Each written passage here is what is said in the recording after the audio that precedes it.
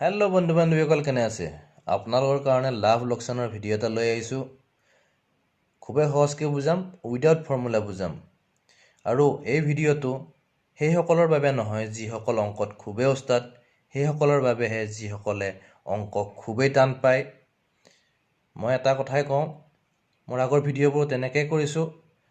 বেছিভাগ ক্ষেত্ৰতে মই ফৰ্মুলা ইউজ কৰা নাই। গতিকে আপোনালোকে নিশ্চয় এই ভিডিঅ'টো চাইও আপোনালোকে খুবেই ভাল পাব। গতিকে আহক ভিডিঅ'টো আৰম্ভ কৰোঁ।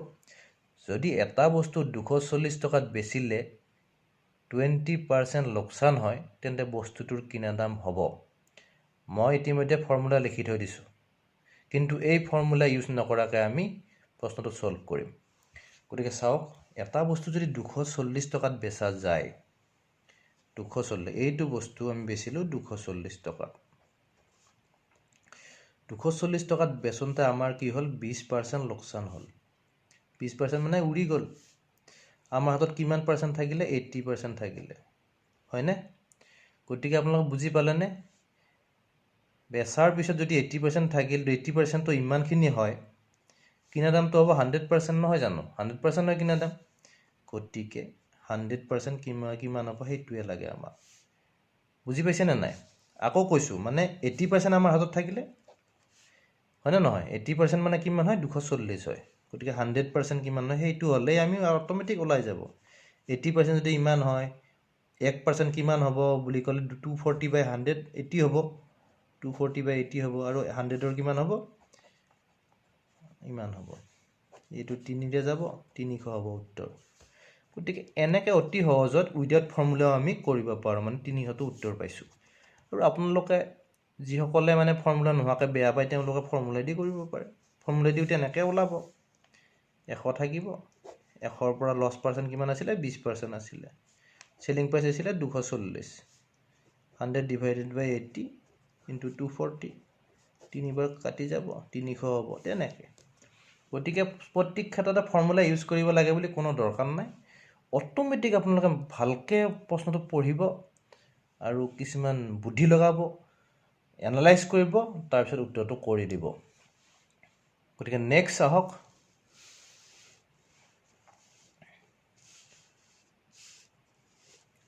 যদি এটা পুতলাৰ কিনা দাম 750 টকা, তেন্তে 20% লাভ কৰিবলৈ দোকানীয়ে পুতলাটোক কিমান টকাত বেচিব? গতিকে এইটো চাওক। গতিকে যদি এটা পুতলাৰ কিনা দাম 750 টকা, তেন্তে 20% লাভ কৰিবলৈ কিমান টকাত বেচিব লাগিব, এইটো সুধিছে।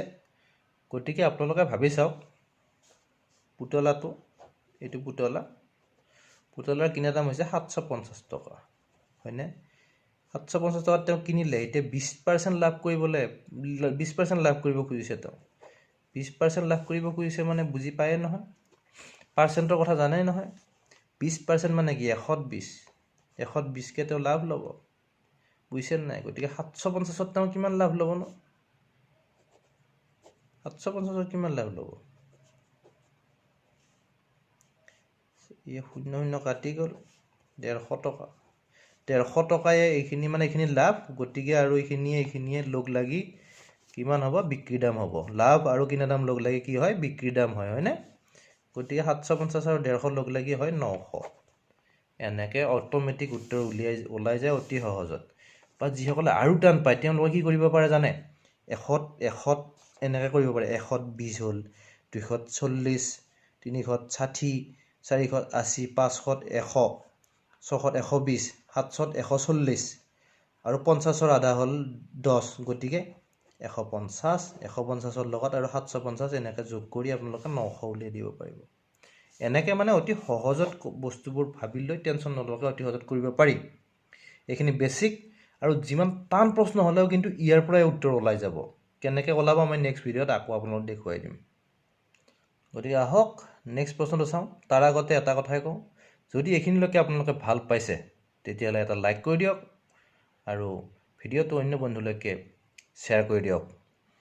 আহক এতিয়া শেষৰ প্ৰশ্নটো চাওঁ। এখন কিতাপৰ লিখা দাম আছিল 250 টকা। দোকানীয়ে মোক ক'লে যে এই কিতাপখন আজি কিনিলে তেওঁ 20% লোকচানত বিক্ৰী কৰিব। যদি সেইখন কিতাপ মই কিনো, তেতিয়াহ'লে মই কেইটকা দোকানীজনক দিব লাগিব? গতিকে চাওক, এইটো আপোনালোকে অতি সহজত হেৰি কৰিব এইখন সাপোজ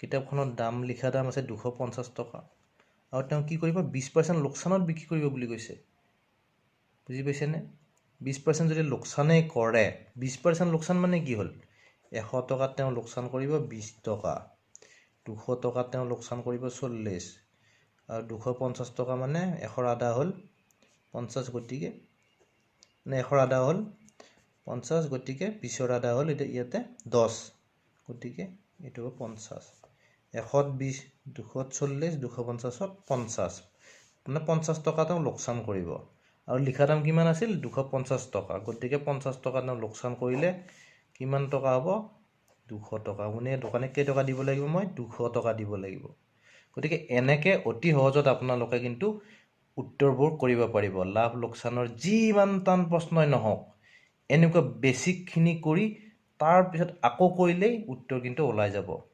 গতিকে মই এনেকে বহুত সহজকে অংকৰ ভিডিঅ' দি আছো যদি আপোনালোকে ভিডিঅ'টো ভাল পাইছে তেতিয়ালে মোৰ চেনেলটো প্লিজ সাবস্ক্ৰাইব কৰি দিব আৰু লাইক শ্বেয়াৰ কৰিবলৈ নেপাহৰিব বাই বাই